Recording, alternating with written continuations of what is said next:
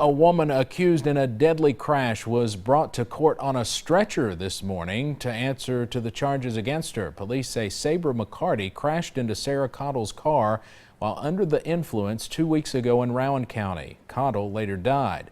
Mark Barber was there and shows us how, after entering a plea, McCarty's attorneys had a request of their own. Sabra McCarty's attorney says she was on her way to the hospital last week when she was arrested in an ambulance. He says she has been sitting in a jail cell with serious injuries these past 5 days.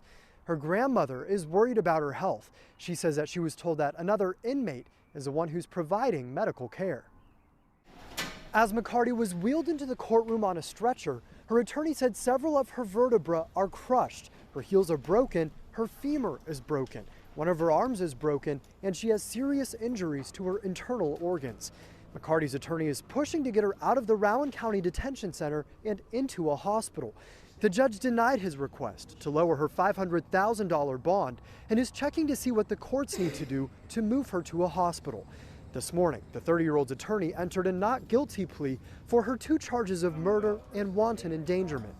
According to an arrest citation, McCarty was under the influence when she crashed into a car on Highway 32 back on May 1st. Sarah Cottle, the driver of the other car, was killed. The 23-year-old graduated from Morehead State University last year. She was back in the area for the annual MSU Gala. McCarty will be back in court next Tuesday for another hearing. The judge could decide if she will be transferred from a jail cell to a hospital next week. In Morehead, Mark Barber, WKYT. We have called the jailer at the Rowan County Detention Center to ask about the medical care their inmates receive, but we're still waiting on a call back.